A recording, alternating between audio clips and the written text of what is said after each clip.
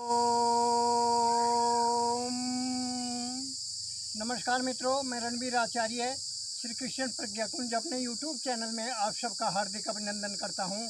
मित्रों, आज की वीडियो में एक ऐसी चिकित्सा पद्धति जो सारे संसार की चिकित्सा की जननी है और उसे लगातार उसकी उपेक्षा की जा रही है। और तो उसके जो हमारा आयुर्वेद है वो अनादिकाल से चला आ रहा है, उसकी उपेक्षा के बारे में आज की वीडियो में चर्चा करते हैं। तो आयुर्वेद आयुर् का विज्ञान है, जीवन जीने की कला है। तो ये अथर्ववेद का उपवेद है और हमारे देश में जो 5 तरह की चिकित्सा पद्धतियों को मान्यता मिली है, होम्योपैथी, आयुर्वेद, यूनानी, प्राकृतिक चिकित्सा और सिद्ध। हर पैथी की अलग अलग विशेषताएं हैं, उनकी अपने सिद्धांत हैं। दवाई बनाने का अलग अलग सबका सिद्धांत है, प्रक्रिया है। लेकिन इन सब के बावजूद भी एलोपैथी को ही विशेष दर्जा दिया जा रहा है। तो हम देखते हैं कि जो आयुर्वेद है वो सभी चिकित्सा पद्धतियों की जननी है। उसमें द्रवगुण विज्ञान, सर्जरी, प्लास्टिक सर्जरी, अंग प्रत्यारोपण और ब्लड ट्रांसफ्यूजन, सूचिवेद, रक्तमोशन, अग्निकर्म इत्यादि समस्त जो विद्याएं हैं और अष्टांग आयुर्वेद है, उसमें आधुनिक चिकित्सा विज्ञान के जो स्वरूप है वो ज्यों का त्यों पहले से ही चला रहा है। एलोपैथी के जन्मदाता हिप्पोक्रेट जब तक पैदा भी नहीं हुए थे तब से लाखों वर्षों से आयुर्वेद का ज्ञान चला आ रहा है। वो शाश्वत है, उसके सिद्धांत शाश्वत हैं। अथर्ववेद में चिकित्सा की 3 पद्धति बताई गई हैं चिकित्सा के। एक तो शरीर में मल का कुपित हो जाना, दूसरा कीटाणु का प्रकोप और तीसरा वातपित्त कफ का असंतुलन। इन तीनों से ही विश्व की चिकित्सा पद्धतियाँ बनी हैं। एलोपैथी ने कीटाणुवाद को अपनाया और मल का कुपित हो जाना प्राकृतिक चिकित्सा का रूप है और वातपित्त कफ जो आयुर्वेद है। तो सब पैथियों के अलग अलग सिद्धांत हैं, उनकी अलग अलग विधा है। तो इसमें हमारे जो आयुर्वेद में मुगल काल में उसकी उपेक्षा हुई और सबसे ज़्यादा उपेक्षा अंग्रेजी काल में हुई। तो आयुर्वेद चिकित्सा की जननी कैसे है, ये महर्षि चरक और धन्वंतरी मानते आ रहे हैं कि जीवाणुवाद को उन्होंने महत्व दिया है। और लेकिन जीवाणु जो है वो कारण तो है, लेकिन जीवाणुओं को खुराक कहाँ मिलती है? वो गंदगी से मिलती है। वो गंदगी जब तक शरीर से बाहर नहीं निकलती, कीटाणु पनपते रहते हैं और लगातार एक के बाद एक दवाई की खोज होती रहती है। उसमें किसी भी प्रकार कोई भी ड्रग है वो ज़्यादा दिन तक उन पर प्रभावी नहीं होता, तो वो जीवाणुओं की खुराक बन जाती है। लेकिन आयुर्वेद की अपनी विशेषता है, इसके साथ ही जो जितनी भी आयुष पद्धतियाँ हैं वे मल को बाहर निकालती हैं और उसका रोग का जड़ से इलाज करते हैं। इससे जो शरीर की इम्यूनिटी पावर बढ़ती है, क्योंकि वाइटल फोर्स के बढ़ने से ही कोई भी कीटाणु या बैक्टीरिया वायरस शरीर पर आक्रमण यदि करेगा भी तो वाइटल फोर्स की ताकत के से वो चुप शांत पड़ा रहेगा। लेकिन जब भी हमारे शरीर की वाइटल फोर्स कम हो जाएगी तो वो फिर पनपने लगेगा और अपने शरीर पर रोग उत्पन्न कर देता है। तो जितनी भी आयुष चिकित्सा पद्धतियाँ हैं वो शरीर से इस मल को बाहर निकालती हैं और धीरे धीरे शरीर की वाइटल फोर्स बढ़ा करके उसको रोग को परास्त करती हैं, रोग को नष्ट करती हैं। तो जो मुग़ल काल में जो यूनानी थी, बगदाद का जो खलीफा था, उसने हमारे यहाँ से मणिकांत वैद्य को बुलाया था अपना इलाज करने के लिए और उन्हें राजवैद्य नियुक्त कर दिया। तो जो ग्रंथ यहाँ से ले गए थे उन्होंने उसका सुश्रुत को सशरद चरकोफ्रत और जो अष्टांग हृदय और अष्टांग संग्रह है उसको वादान शंकुर इत्यादि नामों से जान करके जो यूनानी चल पड़ी। और इसी तरह से जो विषमम औषधम तथा जो कणाद के परमाणुवाद और आशव और भस्म के संयुक्त रूप से होम्योपैथी का निर्माण हुआ। होम्योपैथी का टाइट्रेशन और पोटेंटाइजेशन ये सब जो हैं हमारे आशव और उसका भस्म निर्माण की प्रक्रिया से है।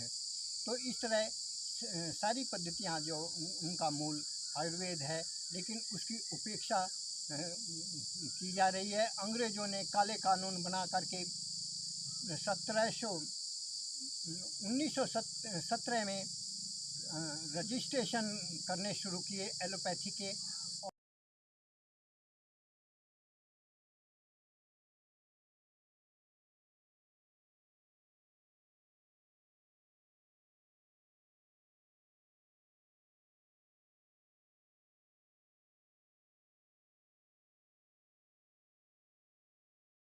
और आयुर्वेद का कोई रजिस्ट्रेशन नहीं होता। एक बार जो इलाहाबाद के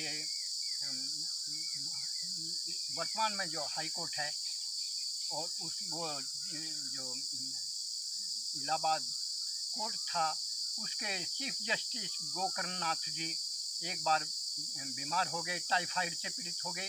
तो उन्होंने अपना इलाज श्रीनिवास जो राजवैद्य थे उनसे कराया। लेकिन जब वे ड्यूटी पर गए तो उन्हें ड्यूटी पर ये सर्टिफिकेट की मांग की और वो सर्टिफिकेट एलोपैथी के डॉक्टरों का ही मान्य था। लेकिन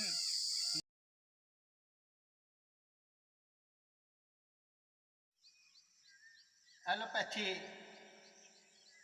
के सर्टिफिकेट को देने के से इनकार किया और उन्होंने 1926 में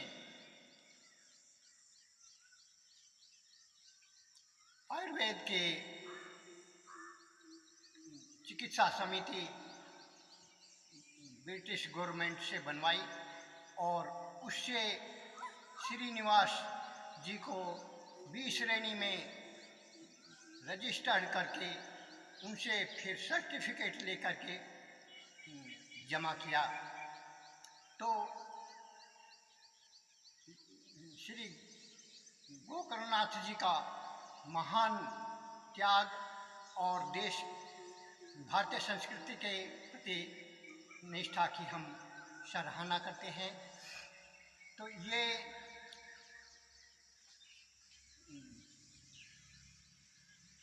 हमारे काल यहाँ अनादिकाल से दाइयाँ प्रसव कराती आ रही हैं, लेकिन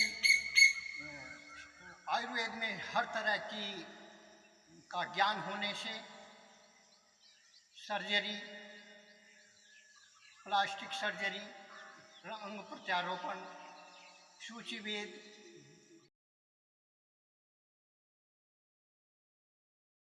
ब्लड ट्रांसफ्यूशन और वैक्सीनेशन भी, जो हजारों लाखों सालों पहले हमारे संगीताओं में वर्णन कर दिया गया। लेकिन इतना सब कुछ होते हुए भी एलोपैथी ने वे सब अपने काले कानून बनवा करके हम अधिकार छीन लिए और आयुर्वेद को चूरन चटनी तक सीमित कर दिया। अभी एम्स में जो कोरोना के जो मरीज थे वो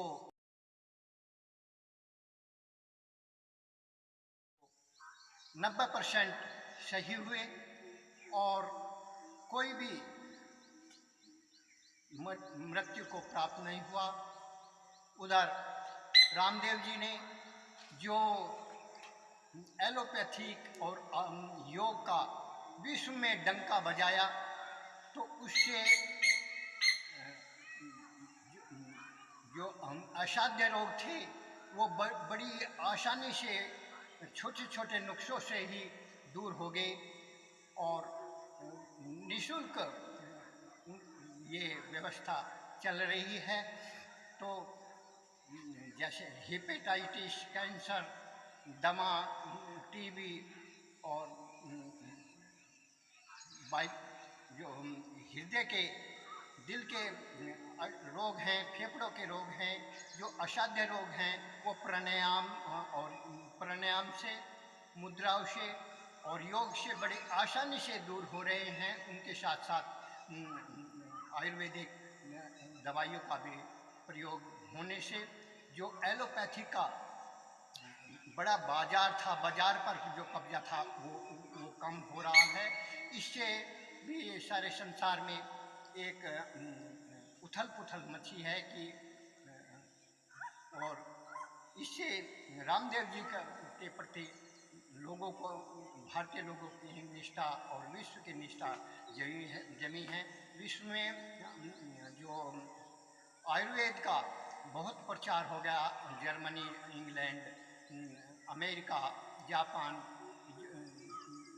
है, वो सब जो भारतीय आयुर्वेद को अपनाने लगे। उसके पंचकर्म से शरीर की जो विजातीय द्रव है, मैटर है, फॉरेन मैटर है, उसको बाहर निकाल करके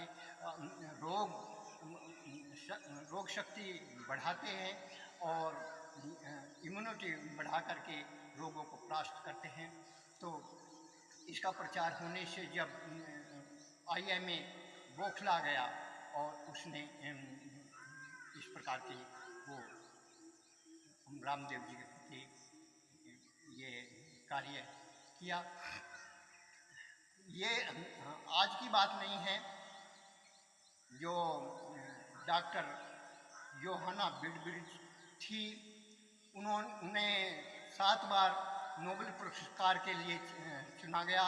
वो असाध्य कैंसर का इलाज करती थी और तो बहुराष्ट्रीय कंपनियों ने उनके सामने ये शर्त रखी कि आपको अपने इलाज के साथ साथ हमारी रेडियोथेरेपी और केमोथेरेपी भी इस्तेमाल करनी पड़ेगी। लेकिन वुडब्रिज ने ये स्वीकार नहीं किया। तो 7 बार नोबेल पुरस्कार की घोषणा होने के बाद भी उन्हें नोबेल पुरस्कार नहीं दिया। तो ये एक साजिश चल रही है जिससे लोगों को परेशानी उठानी पड़ रही है और लाइलाज रोग जो होते जा रहे हैं। क्योंकि एलोपैथी की जो शमन चिकित्सा से जो रोग नहीं दबता उसको जो है लाइलाज मान लिया जाता है। तो इससे वो रोग लाइलाज हो जाता है। आयुर्वेद में ये बहुत आसान है। यही नहीं, डॉक्टर राजीव दीक्षित जी और रामदेव जी, तरुण कोठारी जी और OP वर्मा बहुत दिनों से इस आयुर्वेद के प्रचार के लिए कर रहे हैं, स्वदेशी के लिए प्रचार के लिए कर रहे हैं। लेकिन उतने पर भी ये समस्या अब सवाल ये उठता है कि आयुर्वेद जो और आयुष चिकित्सा जो इतनी सर्वश्रेष्ठ है, हानि रहित है, इम्यूनिटी को बढ़ाने वाली है, इसके बावजूद भी उसका दमन किया जा रहा है। एलोपैथी को 97% बजट मिलता है और आयुर्वेद को 3%, जिसमें प्राकृतिक चिकित्सा, सिद्ध, यूनानी, ये सब सम्मिलित होती हैं और उसे 3% बजट मिलता है। तो ये काले कानून तो आज़ाद भारत में भी चल रहे हैं, जो बिल्कुल हटने चाहिए, जिससे समस्त जो चिकित्सा प्रणाली है उनका, हम पहले ही कह चुके हैं कि उनका जो है सिद्धांत अलग है, उनका तरीका, दवाई बनाने का तरीका सब कुछ अलग है। तो उन सभी पैथियों को मुक्त किया जाना चाहिए, जिससे जो संसार में असाध्य रोग हैं उनको दूर किया जा सके। और क्योंकि हर एक पैथी की अपनी विशेषता है, जो रोग, ये तो WHO भी मान चुका है कि कुछ जो रोग हैं वो एलोपैथी से क्योर नहीं हो सकते, तो उसके लिए अन्य जो वैकल्पिक चिकित्सा है, आयुष चिकित्सा है, उसके द्वारा वे रोग दूर किए जा सकते हैं। जैसे होम्योपैथिक में विशेष रूप से जो चर्म रोगों का इलाज है, और आयुर्वेद में पंचकर्म के द्वारा तो सभी रोगों का, उसमें 3 प्रकार के विधि बताई गई है, साध्य, कष्ट साध्य और असाध्य, 3 श्रेणी। तो वो यदि हम आयुर्वेद को पूर्ण मुक्त कर देंगे और उसे पूर्ण सुविधा देंगे, तो हम जो है हर असाध्य रोग पर विजय प्राप्त कर देंगे। हमारे वैद्य जो है इतने सक्षम हैं, हमारा ज्ञान, प्राचीन ज्ञान इतना सक्षम है कि हम उससे जो मानवता की पीड़ा हर सके। न त्वं काम्ये राजम न स्वर्गम न पुनर्भवम, काम्ये सर्व दुख तप्ता नाम प्राणी नाम मतिर्नाशनम, ये हमारा नारा है। सर्वे भवन्तु का हमारा नारा है। तो हम इनका, आयुर्वेद का से मानवता की पीड़ा हर सकते हैं।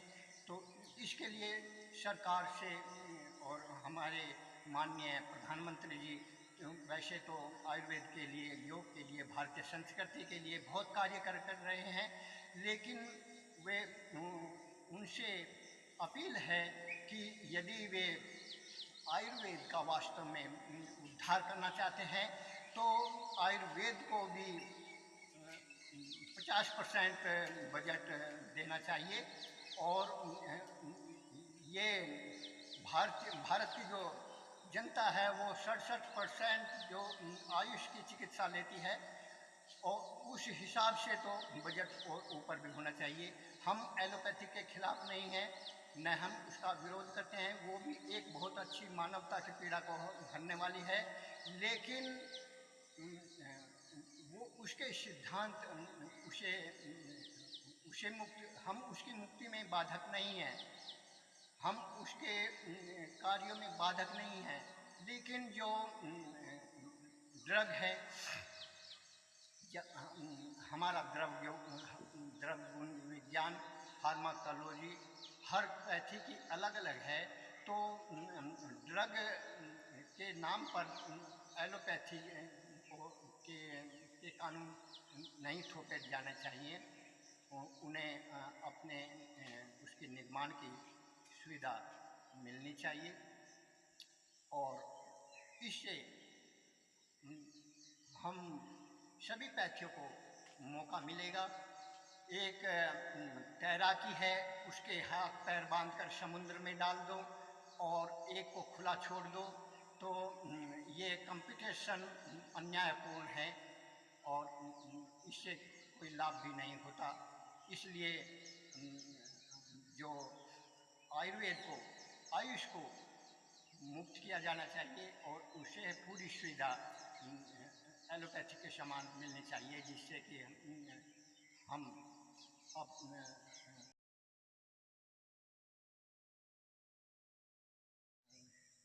आज़ाद होकर के रोगों का इलाज कर सकें, मानवता की पीड़ा दूर कर सकें।